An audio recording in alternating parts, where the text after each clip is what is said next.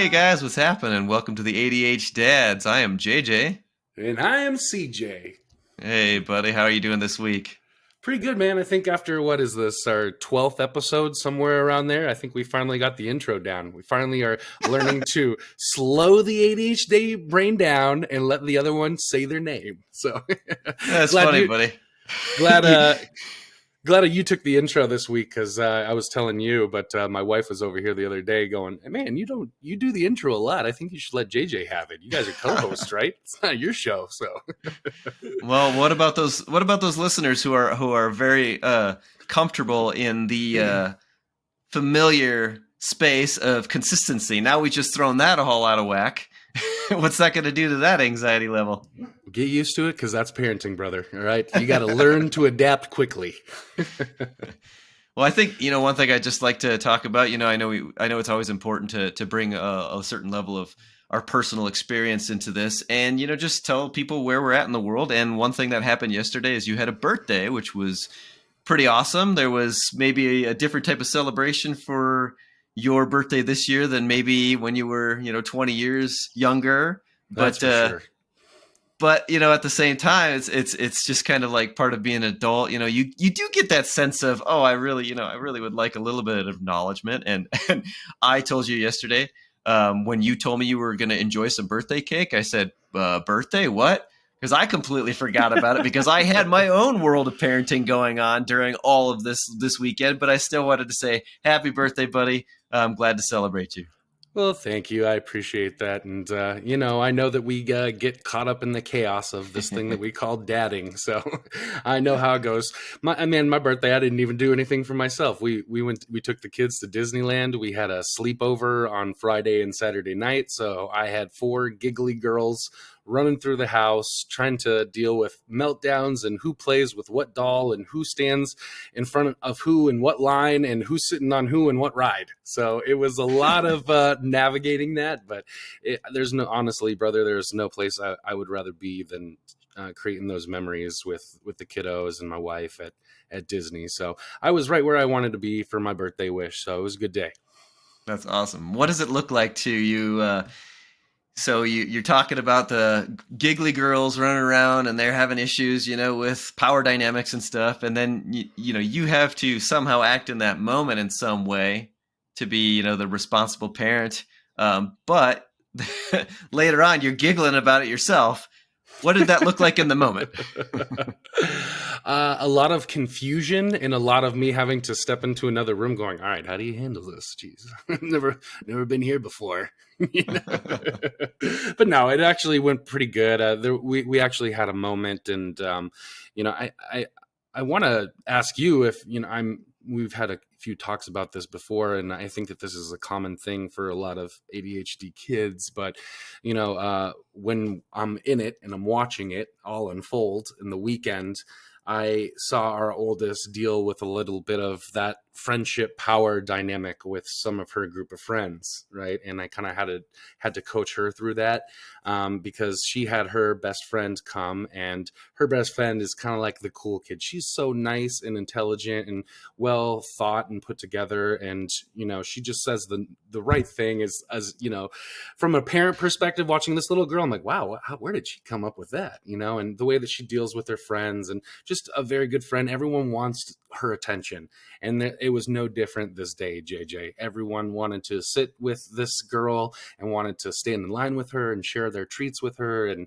we kind of had to, at one point during the day, I saw this girl was a little struggling with it. We were in one of the stores looking for souvenirs, and everybody's calling this girl's name, and she's going, oh, she's just trying to get a moment of peace to herself, and I could see she's struggling with it. She's walking around at her going, ay, caramba, and I said, oh, poor thing, and went back and had a moment where it was just Naomi and I, and I kind of tried to bring that to her attention as respectful and supportive way as you can, right? But in the role of a stepdad, I always get that, like, no, you're the bad guy, you're trying to hurt me, you're telling me the wrong thing, you're trying to trick me. And this was kind of like that, you know. I said, Naomi, I kind of notice your friend is feeling a little overwhelmed by all the attention. Everyone's fighting over her. And, you know, I saw that she was kind of frustrated by that. And, you know, I don't ever see this friend and I just want to spend time with her. And, you know, and I said, well, sometimes, you know, when you love something, you have to let it go and it'll come back to you. And she said, you're lying to me. You know, she said, I tried that at school and it didn't work. You're lying to me, you know, and we kind of just had to walk through together, you know, and I kind of had to tell her about some experiences where maybe my special brain, as we call it, you know, you're just so excited and you just want to get in there and be a part of it and feel that attention. But sometimes it can have the opposite effect that we really desire, you know, and so we gotta kind of be conscious of other people's boundaries. And it was a hard discussion to have with 8-year-old, let alone an 8-year-old with ADHD processing, you know? So I had a lot of those moments of trying to navigate that and get into the dynamics of, you know, adolescent brains. So, but I think I handled it pretty well. And Naomi and I had some really good moments afterwards where she kind of showed me that she was, you know, receiving those ideas that I was talking about earlier, which is always a win as a dad, right? When you see that and then she has that moment of clarity of like, oh, you're right, you know, gonna have that dad like, yes, nailed it. So when we give the kids our you know, our time and space and you know, especially our ears, I think that's what really helps them out, because, you know, like you said, the tendency for a child with ADHD or otherwise is to very much be, you know, giving themselves their own certain type of feedback and reinforcement to what they're feeling. So, you know, if something is taking place that's not quite in aligned with, you know, how they're justifying where they are in the situation, it's kind of going against what they want. And then, of course, if it's going in their favor, that's the reinforcement the other direction. So either way, they're reinforcing how they're feeling. And when you give them the time and space, and then maybe, you know, inject a little bit of your your perspective with them after we've given them the time to speak, you know, ADHD or not, at least with my kiddo, I've noticed that, yeah, the conversation might have to extend maybe a little bit greater time. But it does still kind of settle within their heads once they're able to kind of, you know, let themselves feel heard. And at that point, when you've given her the safety of you know, taking the time to kind of really sit in her thoughts and then give her a little bit herself, you see that circle around eventually. It doesn't happen quickly with our ADHD kids.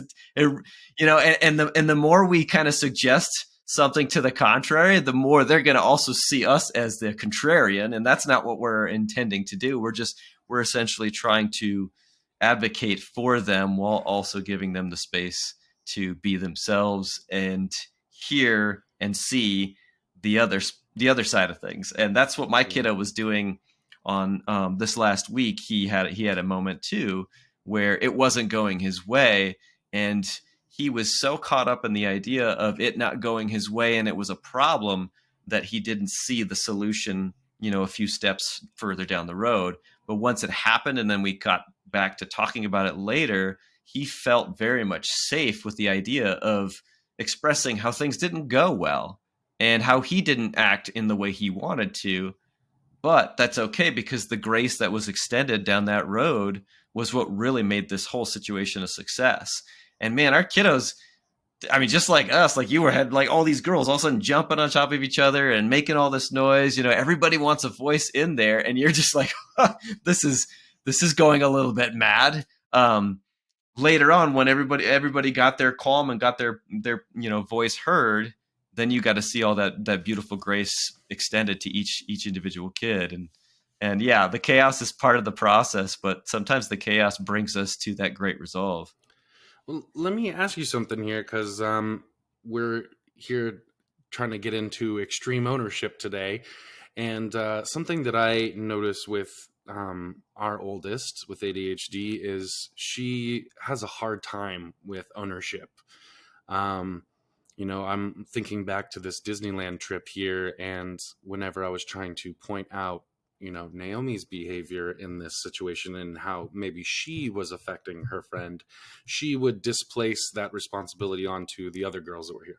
Well, this girl is taking her attention. Well, this girl wants to sit in front of her lunch. If they weren't here, then I would be able to, or, it was kind of like that. And you just gave this beautiful story about Cohen and how he kind of came to his own conclusion of that ownership and took responsibility for that part in it. And do you see that he's able to do that easily, or is that something that you struggle with in your parenting with him? I'm wondering if this is an ADHD problem or if it's just a me problem. I think the way we talked about it all the way up to this point in this episode so far is that it requires time, space, grace, all that stuff that we tend to not, I guess, believe or experience in the moment when it's all happening all at once. And I mentioned the word escalation previously. Escalation is something that kids, struggle with. It's very obvious when they're in a power dynamic struggle, the volume control is just out the window. There is no way of keeping those kids, at a reasonable volume. Just walk into a grocery store where kids are in the cereal aisle, right? It's going to happen. What works for me best again is not that I'm expecting Cohen to have it all just in line and figured out based on previous experience. When he's in the middle of a state of escalation, it's coming back to that later. And, and being able to show the grace, just acknowledging, yeah, it didn't go well. There were some mistakes you made, but that's not where the conversation ends. It's okay. Everybody does have a state of calm in them, even when they're ADHD and they're energized most of the day, perhaps. There's still a chance to reflect. We had an incredibly successful last couple of weeks, which I even noted with his mom, that I've seen a level of maturity in him that I haven't seen up to this point in his life. He was able to articulate his place and where he was. And I'll share the story briefly. He was in the zone in his mind doing some sort of play pretend, and he was running up behind me. A friend was with him. And he kept running up where my one older dog is running, kind of walking behind me because he just tends to take up the rear. But I could feel the slack in the leash every single time Cohen ran up on him. The dog was anxious and shuffling his feet around, trying to dodge my kiddo, who was scaring him a little bit. And I had to remind him many times, please don't scare the dogs. And he kept doing it. Finally, I just said, stop scaring the dog, and my voice was elevated, and he looks me directly in the eye, screams at me, and then runs into the snow, dives headfirst into the snowbank, and then goes, "You pushed me!" So he was doing the power dynamic there, and it was escalated. I escalated it. Obviously, I lost my cool. It didn't go well. It took us a while to calm down, and I didn't give him the benefit of the doubt at first. At first, I said, I told you many times, you heard me say, stop scaring the dogs. And he said, no, I didn't. I really didn't. I was doing this. He was telling me about how he was running within and around the lines of the sidewalk, slabs. He was literally focused in his world of what he wanted to do. And he was owning up to that part of it, saying, I was just being myself, playing. I was focused there. I didn't hear that. And I as a person who doesn't have, a full understanding of his mind and his almost 7-year-old brain, ADHD or not, I was just taking my situation and applying it directly to his, which wasn't fair to him. And I need to be more mindful just in general, because he showed me, hey, truth is, you missed the mark on what you saw. and I'm telling you what it is. And I have to build trust with him. How do I build trust with him? I listen to the words he has to say. If he's struggling in a moment, why is it that he's struggling? What feelings is he feeling? Those feelings are real. His thoughts that I pushed him into the snowbank? No, that's not true. I didn't push him at all, but still, he was feeling scared. He was feeling sad or hurt. And he thought that he was doing this. And because I told him otherwise, he was hurt by that.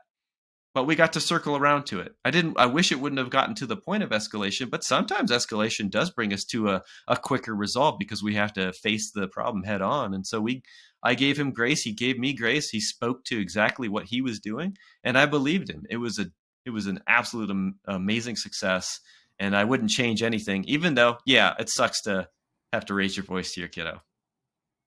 Okay, so what does extreme ownership look like in that moment for you? How do you show up and talk to your son about this isn't the way I want to show up, or these are the mistakes, or what does that look like?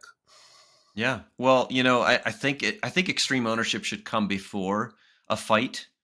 I think it should come before conflict, but that takes a lot of work internally. It takes a lot of work for us to get to that place, and we're never going to be perfect with it.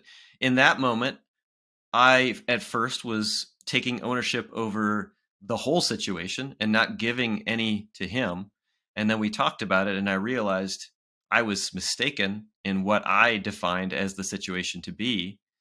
So I told him, I said, "Hey, I'm sorry. I did not see it the way you see it. And you just explained it to me in a way that not only makes sense, but is the truth that you know.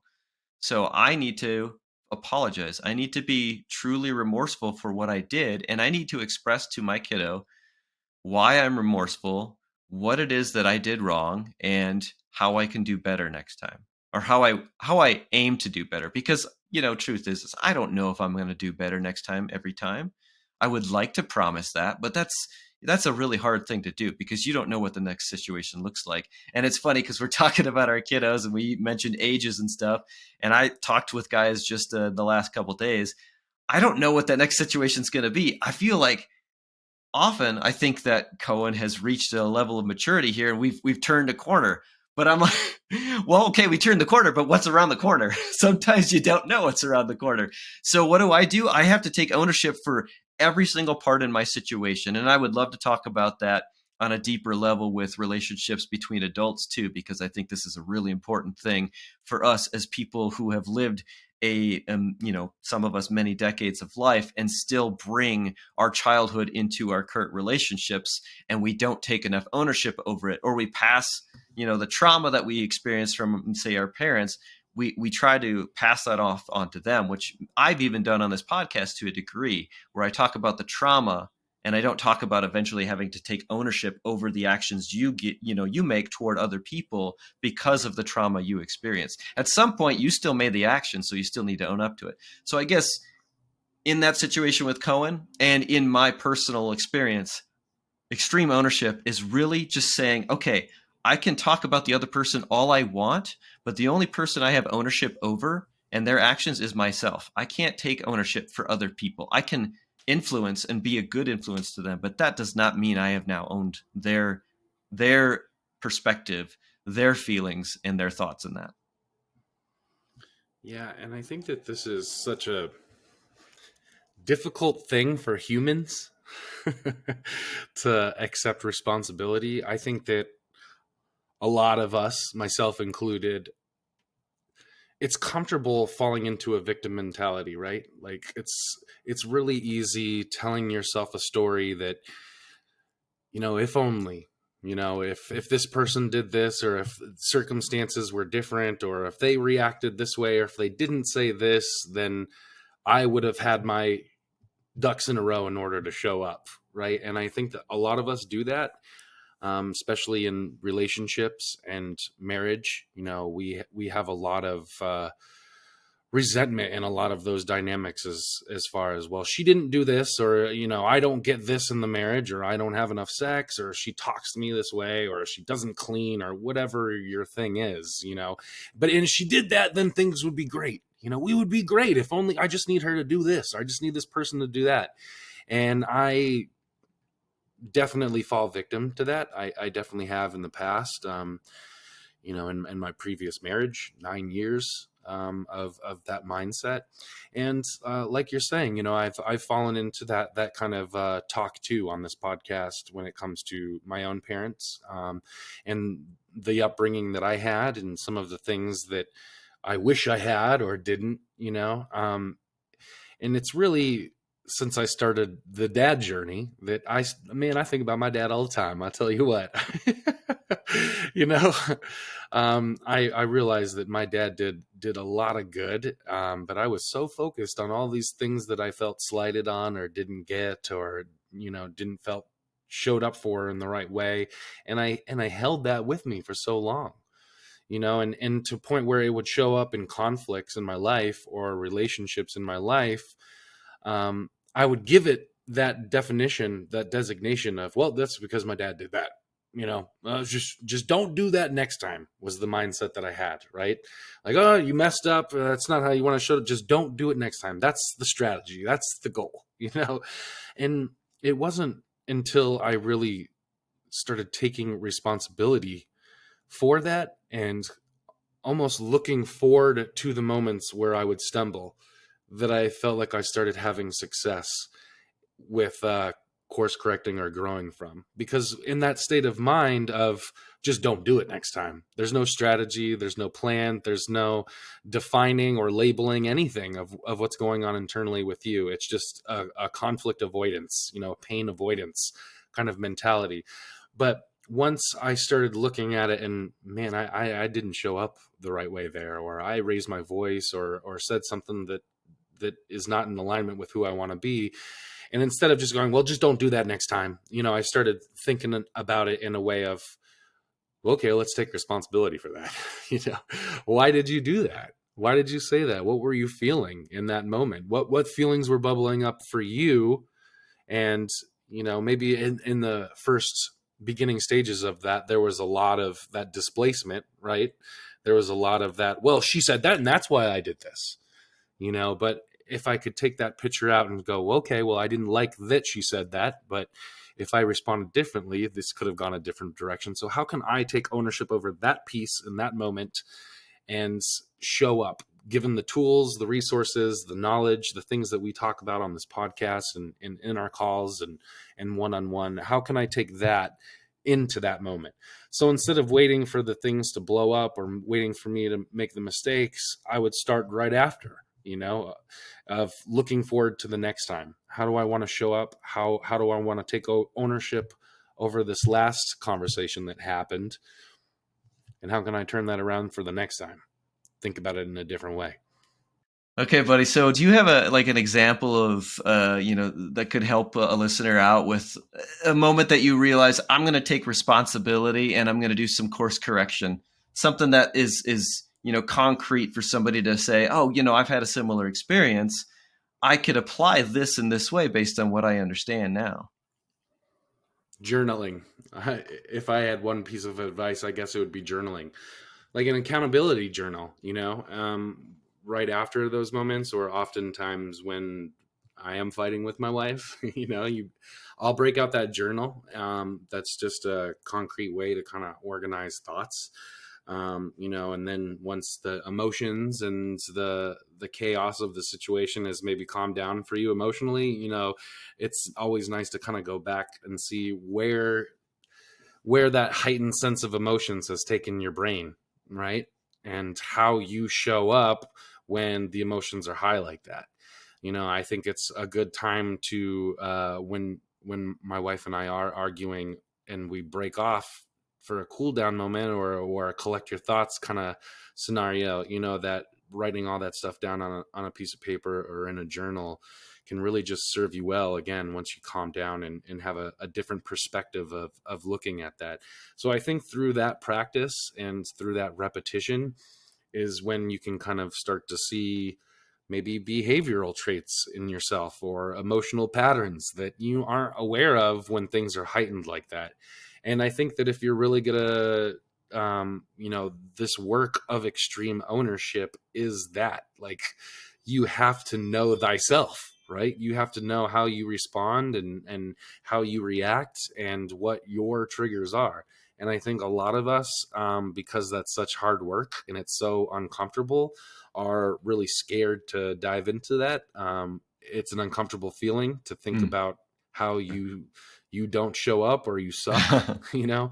Um, but I think that through that you get to know yourself in a way that leaves you open to growth and awareness. So if you're in a moment of conflict and then you've stepped away and the two of you have had an opportunity to breathe and process and journal or whatever it is that somebody feels is helpful for their process, what if in that process of stepping away, you have a hard time seeing the other person's side, or let's just say you've come to this conclusion like, no, I think I was in the right there. How do you come back when you're in that place, in that mindset, to follow up and still create some sort of peace and understanding and growth?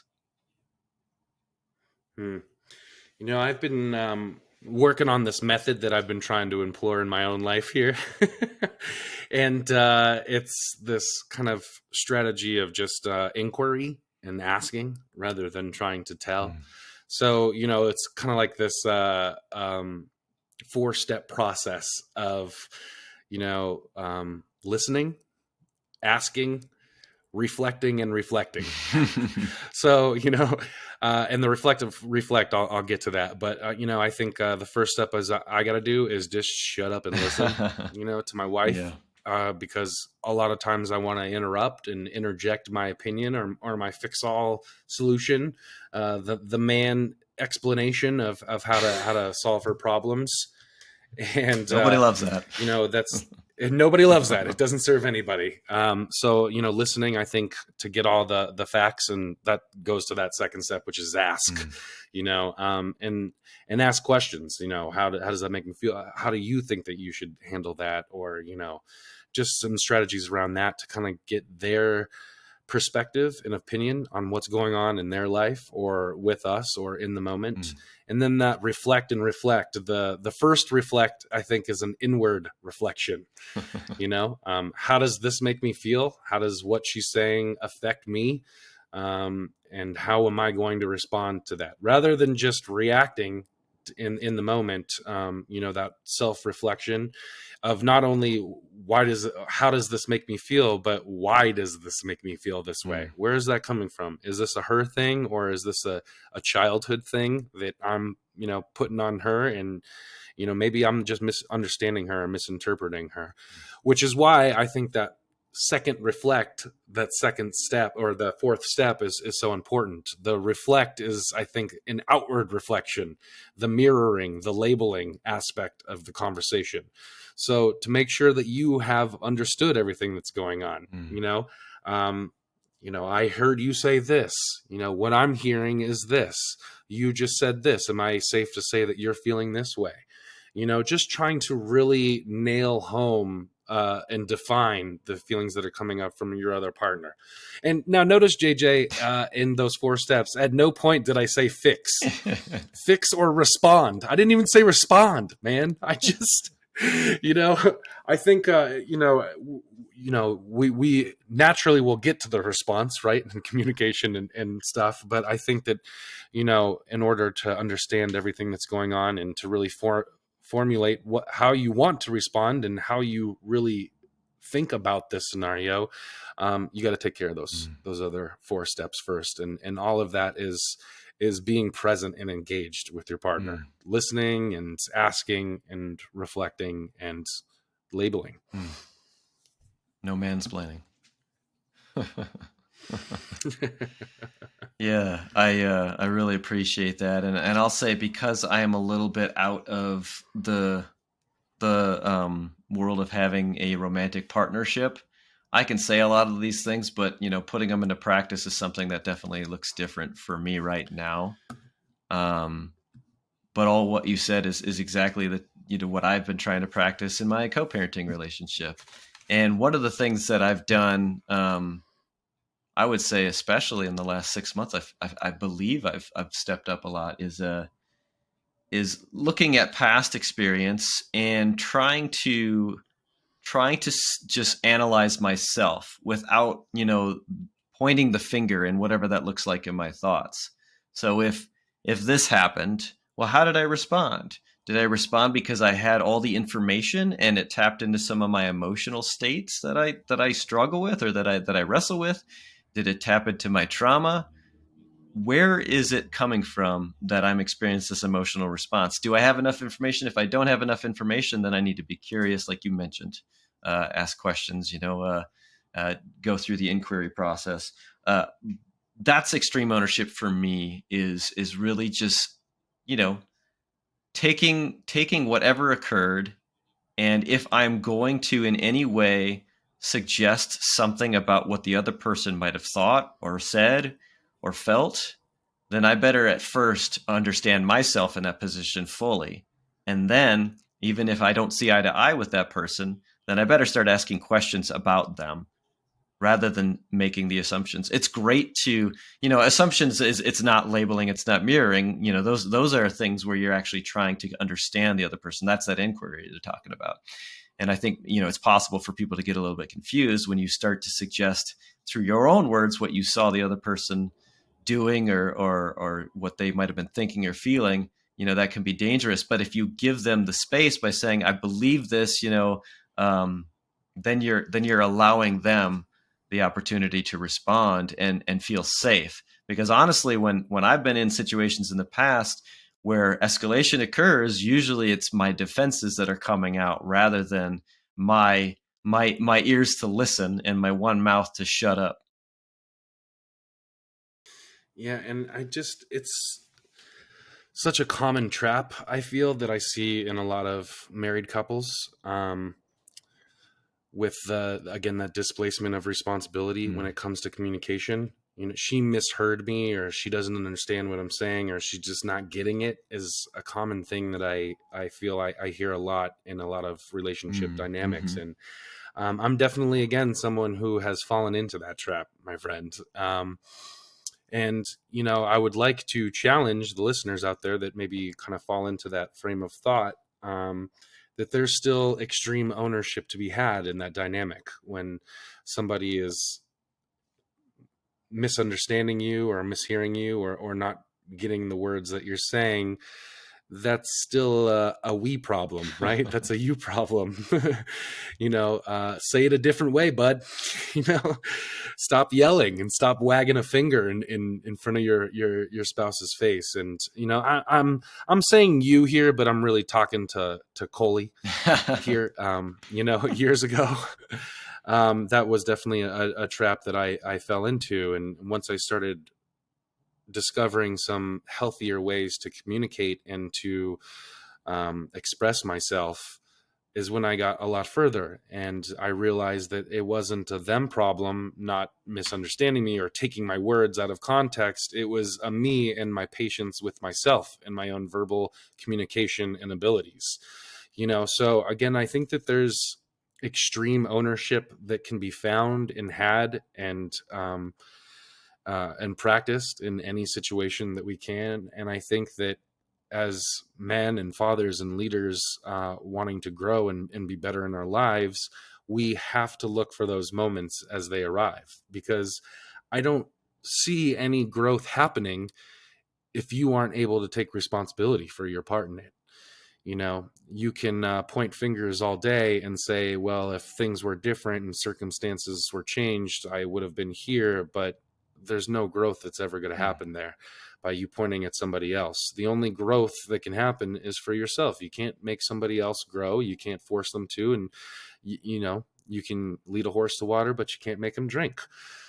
So why not just drink your own water? Worry about your own thirst and your own needs and how you can grow in that situation. So otherwise, how else are you going to? One of the most destructive words or phrases is "but." We suggest that we're taking ownership, but this happened, or I'm sorry that I did this. I just noticed this. Well, as soon as you say but you're basically saying I've justified why I did that. I'm saying sorry because it sucks that we got to that place, Well, we got to that place because you brought me there, rather than saying, okay, hard stop. I'm so sorry for this. Is there such a true remorseful statement there when we decide, hey, I'm not going to actually be responsible for all of this, which you don't have to be responsible for how everything went down. But when you choose to word it that way, the other person hears it as, this guy's not taking any responsibility anymore. He's not really sorry. He's saying the situation got out of control only because of this. He's sorry that he was taking part in the, getting out of control, but he is telling me the only reason why it got out of control is because of what I did. And that's the but is one of the most destructive forms of communication, or words in communication between partners and kids, and anybody who has a conflict. So that's one of the big pieces of ownership that I see people struggle with, is that they still want to find a way to justify what they're doing, or they're weighing out, like, let's say, well, yeah, sure, I did these things, but this person also did those things. What's the damage repair look like when you then say, this person also did this, so they're responsible as well. So if I'm going to apologize, then they must apologize. Well, why not just be the best example you can be by saying that? It's not being weak. It's not suggesting that the other person has it all figured out. No, it's owning up to yourself and leaving it at that. I've seen far and away much better results coming together, repair, when it stops at that point of, I'm making my apology, and I want to do better by being better myself. And that's it. If they take that and they really put that in their heart, put it on their hearts, they're going to come to you too. And they're going to do something similar, I would assume, if they want this relationship to be a success. That's not an expectation we need to put on them. We expect ourselves to be better. Yeah.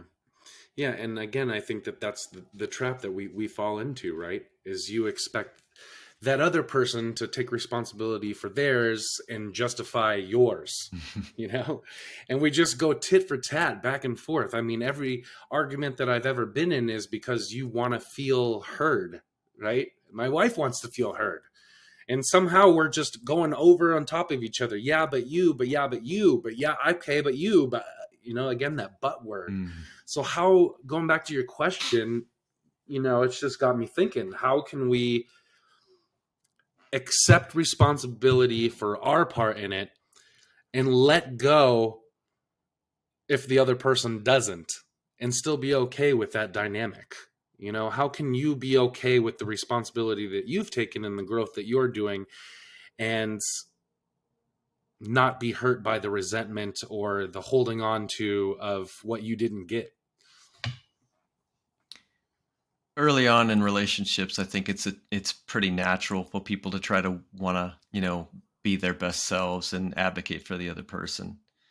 But we do, in a previous episode with our guest, he kind of talked about this as well. Is that somewhere along the line, we don't just like kind of say, oh, I just noticed that moment where I actually I've maybe given up a little bit of my identity to try and win this person over. But there is a little bit of that dependency that occurs early on in a relationship where you're essentially pursuing somebody, and maybe some of your identity is put off to the side because you want to gel with this person, you want to get along with them. But eventually our identities come back. We are who we are for years of growth, and our natural just qualities that we were born with. So we have to carry those in with us and present them in a way that's going to be safe for somebody, which of course nobody's perfect. We make mistakes. We have issues along the way, and we have to somehow again try and take ownership over that without compromising who we are. So when we do see something as maybe a little bit of a mismatch of values, again, you got to go back to that process of inquiry and being curious and presenting yourself in a way that's safe to them, or safe for yourself and them, in a disagreement. I'm not sure where I'm going with this, but essentially what I'm saying is that if you try and create a trust building exercise with somebody every day, even if you disagree with them, if you're showing them at least that you're willing to listen, that's gonna stand through the disagreements you have. And if it turns out the two of you just simply aren't going to match up, that should come through too. It doesn't have to be in some way that this person's identity is directly trying to destroy my own identity. No, instead, we are just trying to figure out life as we best understand it. Is it wrong to be curious? No, not at all. It's only for the benefit of you and this other person to build trust, even if you don't see eye to eye.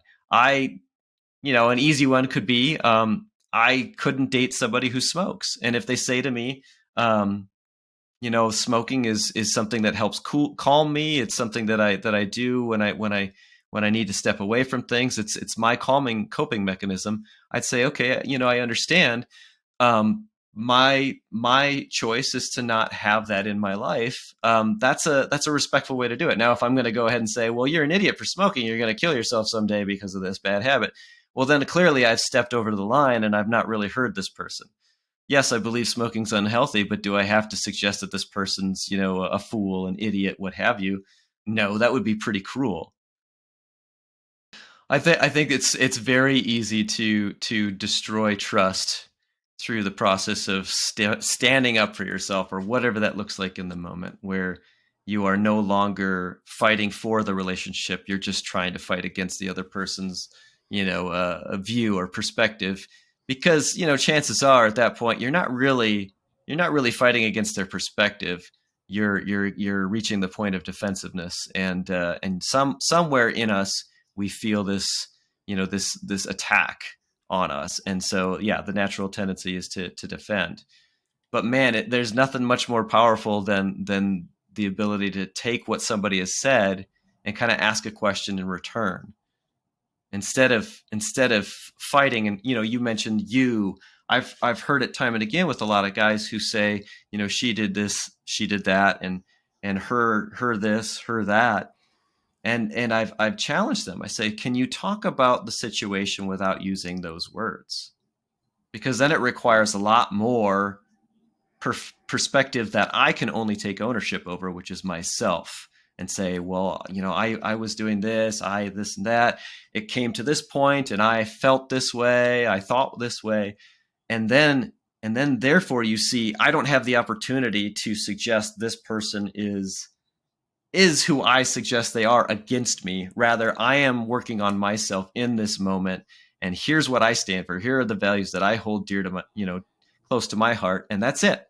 I can't then jump into the other person's shoes and say, now I'm going to tell you who they are and why they're destroying my life. I did write some notes on some of this stuff that I think might be of value too. I consider myself a good person. I consider myself a good person 10 years ago. I believe I've been a good person most of my life.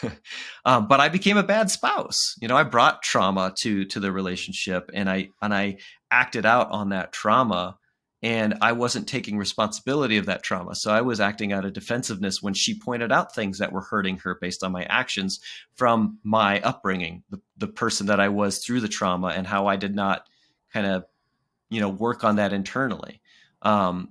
In addition to that, she was kind of the avoidant attachment style. I was the anxious attachment style. So when she needed that time and space to get away, I was taking over the situation and looking at it through my lens only, as an anxious person, saying, I need to work this out. She's always this way. I was using absolutes. She's always doing this. She's always blah, blah, blah. And that was no good. When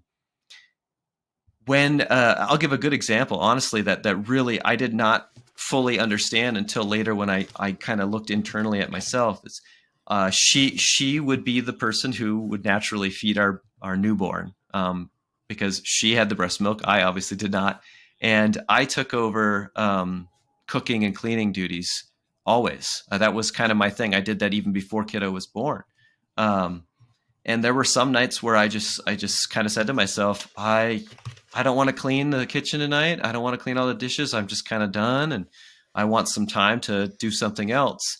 And she'd get upset in the mornings. She'd say that she'd see the kitchen and she'd say, it's just a mess in here.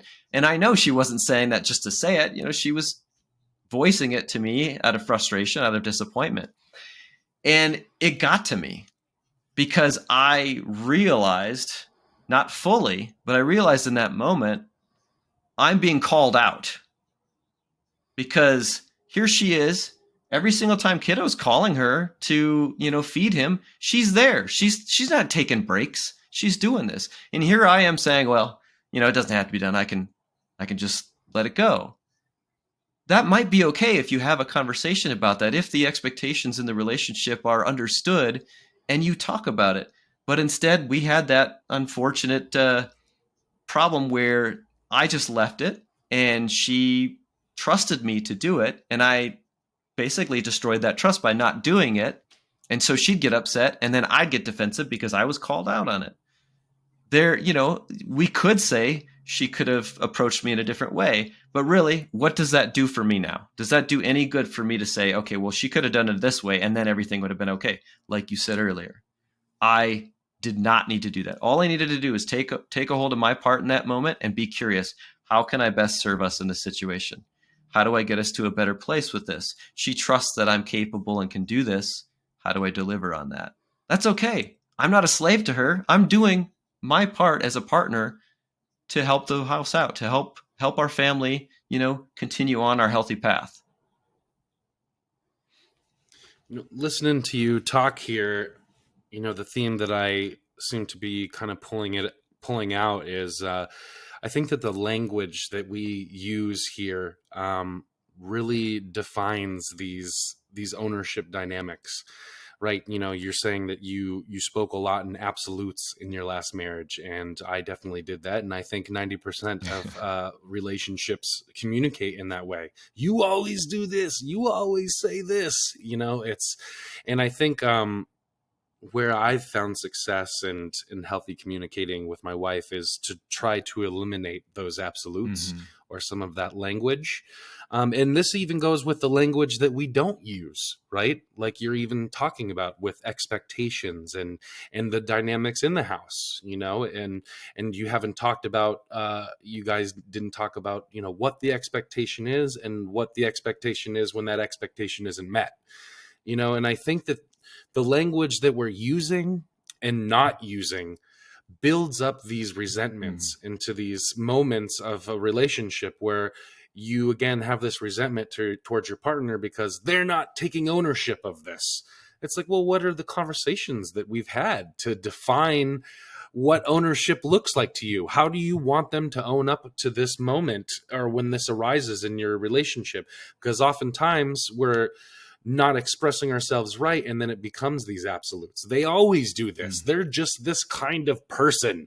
They never own up to it. And then again, and through the not defining of that, you're left to go, gosh, this person never owns up to this thing when it comes up. But you've never really told them about how you expect them to own up to it, how you expect them to show up, or what you expect from that situation. So I think that one of the best tools that we can take from this conversation here and moving forward into how to garnish extreme ownership in our own life is to really be conscious of the language and verbiage that we're using in these moments, both when emotions are heightened and to when we calm down. And that journaling thing, that's a tool my wife did. Man, it drove me nuts because she'd come out, an hour after we had taken a break from a conversation, she'd have a list of, well, you said this 45 minutes ago, and she had a response for it. And it would drive me nuts, man. What do you got notes? You got field notes? Or she'd go, well, let's go back and watch the security camera and see what you really said. And I'd, that would get my defenses all up. Because I knew I was probably going to see something that I didn't like in that security footage, or she had written something down that I had said the wrong way, or that she had misinterpreted or taken a certain way. And I didn't want to revisit that because she was right. And it was those moments of like, okay, let's pause. Let's watch the footage. Let's read the notes. with an open mind that I was able to say, well, fuck, she was right. I did do that. Damn it. You know? What does it? And sure, there are a lot of defensiveness that goes with that in the beginning stages of that. But, you know, I think that the more that you practice that and the more that you're able to live in that and just be like, oh, well, messed up again, knucklehead you know, Well, what does is when you can start being okay with it and chipping away at it and seeing yourself in that way, in a supportive way, in an open way, rather than seeing yourself mess up and going, God damn it, you did it again, you stupid idiot. Yeah. You know, if you're in this mindset of like, let's go back to the notes, let's look at the footage, you chip away at the defensiveness, man. Those walls come down and you're able to go, yeah, I did that. Okay, I did that last week too. And last time she showed me the footage, I did that. Shoot, she's right. I am doing that. You know, you're able to just kind of take away the stigma of that a little bit and the defensiveness. And, you know, I want to, you know, also put another angle on that I think is of utmost importance here. We're in this relationship with this person. They didn't leave. They still are there. They want to work this out with us. And then they point to the footage and we see the footage. We might feel that defensiveness. And that only at some point starts to just seem like the natural response because it hurts. But what are they there for? They're there because they want to strengthen this relationship. So if they point out something that we did wrong because it hit them, it hit them. It caused pain. It caused pain and they're pointing it out. They are showing us love. They're trying to reach this point with us to repair this relationship. We got to start looking at it a little differently sometimes. Yeah, sometimes somebody might just be a jerk and say something to you like, "Oh, you're such an idiot for this." And that's not the way to go about it. Sure, but if somebody is genuinely telling us like, "Hey man, that hurt." You could be like, "Oh, well, thank you. I can learn from this. I can grow from this. What's wrong with being a better person?" Nothing. So they're not trying to necessarily, well, sometimes, but they're not necessarily trying to take ownership of your actions in those moments when they're suggesting, hey, what happened here caused me pain.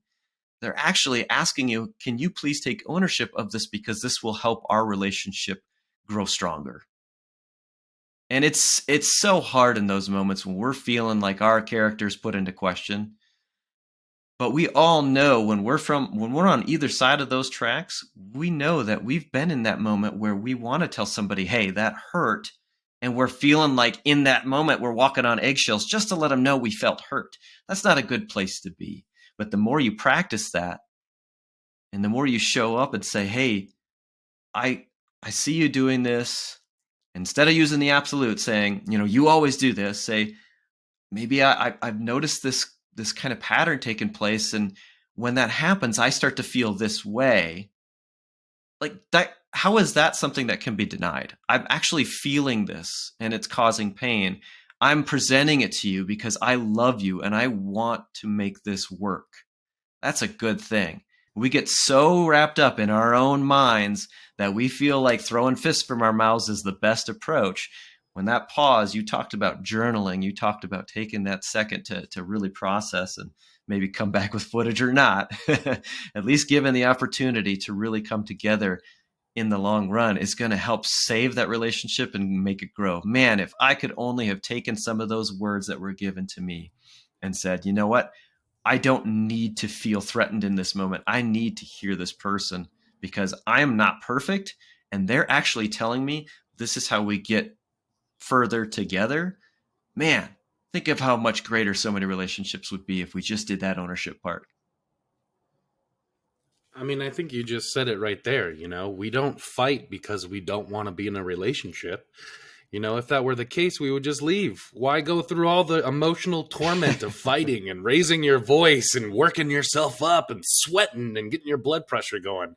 You're that worked up because you care that much, because you want to fix it, because you want it to be better, and because you want it to make it grow. And I think that we lose that, when the emotions boil up and you're in the moment, that we forget that we are on the same page, we are on the same team, and we do have the same goal in mind. We just have different strategies to get there. We have different plays in the playbook, so I think that really taking the time and the patience and the curiosity with not only your partner but with yourself. Again, if the ownership piece isn't just about understanding your partner, it's understanding yourself. How are you gonna be better and respond differently if you're not able to do that?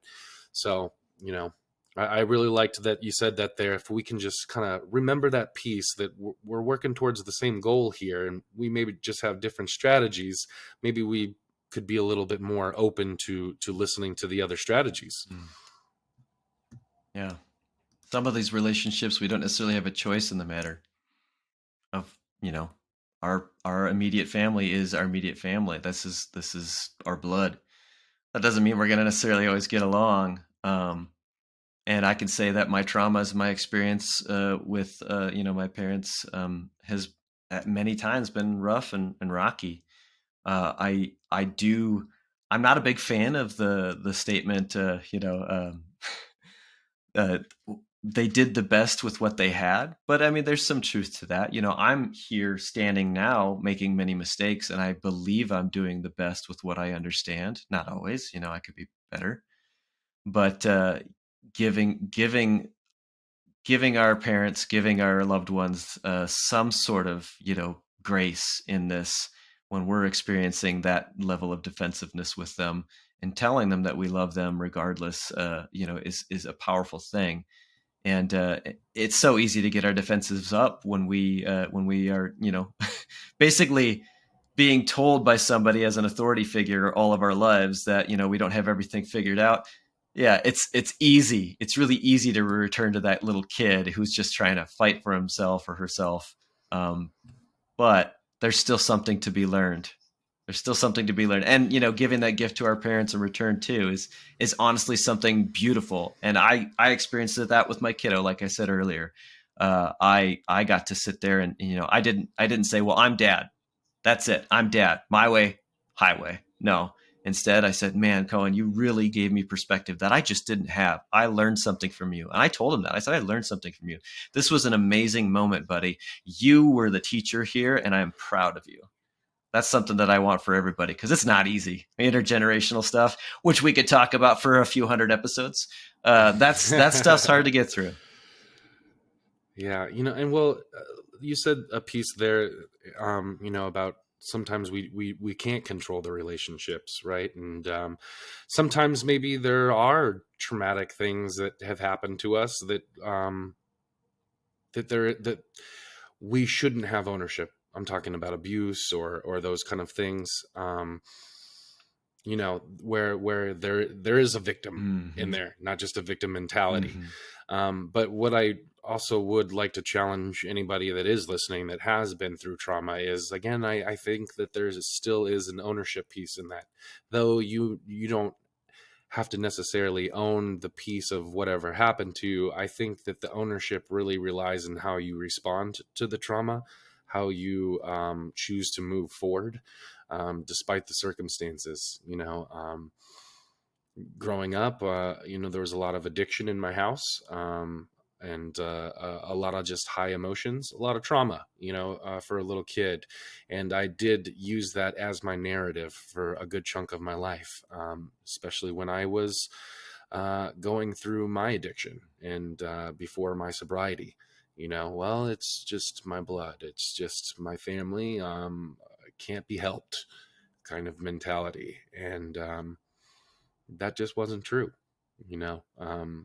Though those things happened in my life and affected me, and like I said, had an effect on my train of thought and my emotions.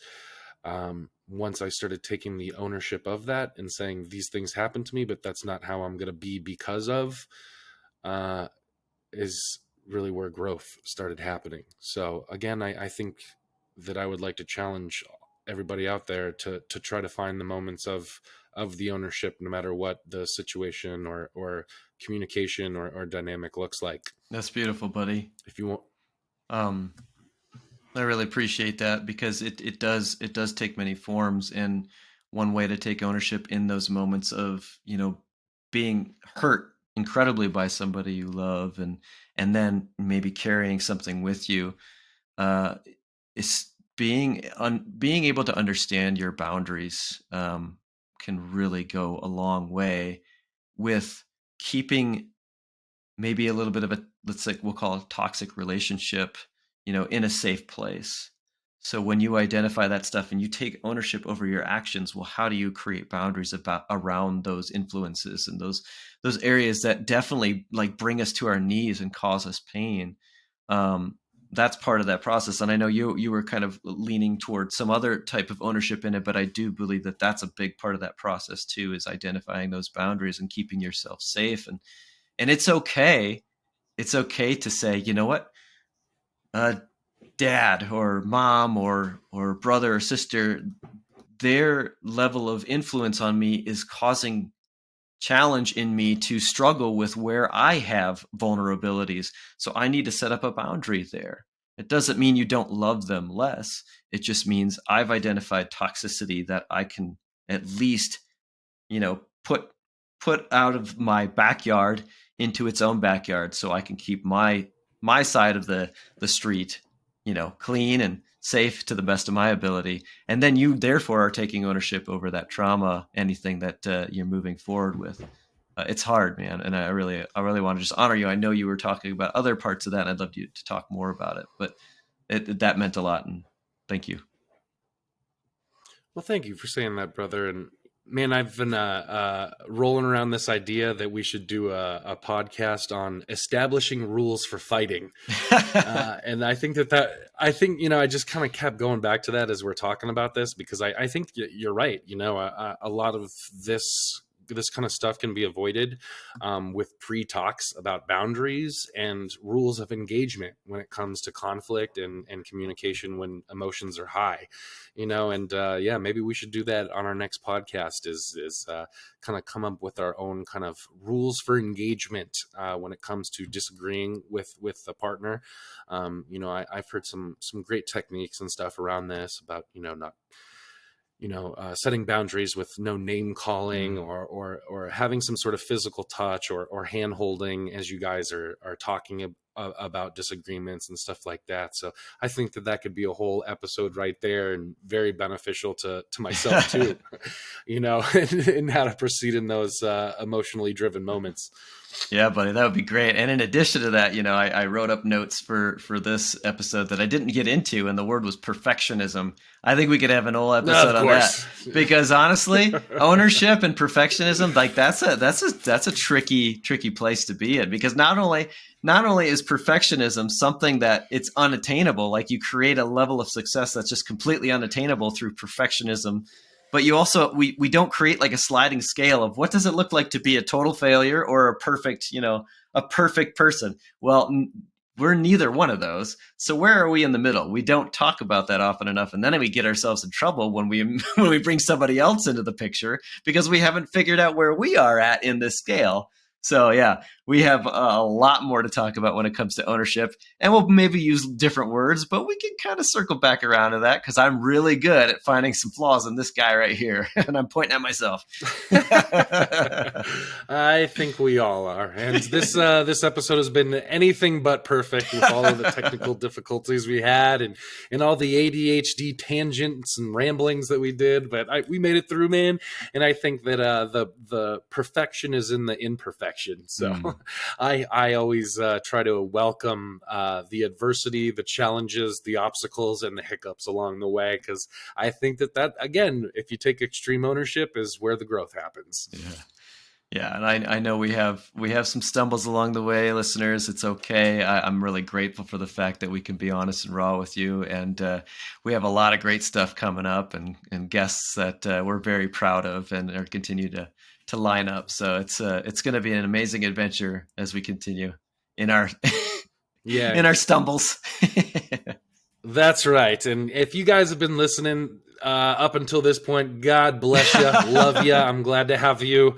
along this journey with us as we figure it out and nick away at this. But I couldn't be prouder of this show and the stuff that we talk about and the guests that we have on. And I hope that you guys enjoy listening as well. And, I would love to hear feedback from you. If you've got some ownership stories or questions for us, we really love to engage with you guys. So please don't hesitate to do that. And thank you for joining us on this podcast. Make sure to like, subscribe, comment, and share all those. Whenever my daughter does it for her channel, she always holds up the fingers. Like, subscribe, share, and comment. She's got all 4 on her list of to-dos. So you guys do the same. Thank you for joining us. I'm your host, CJ. I'm JJ. All right. We'll see you next time. Good outro. Thanks, guys.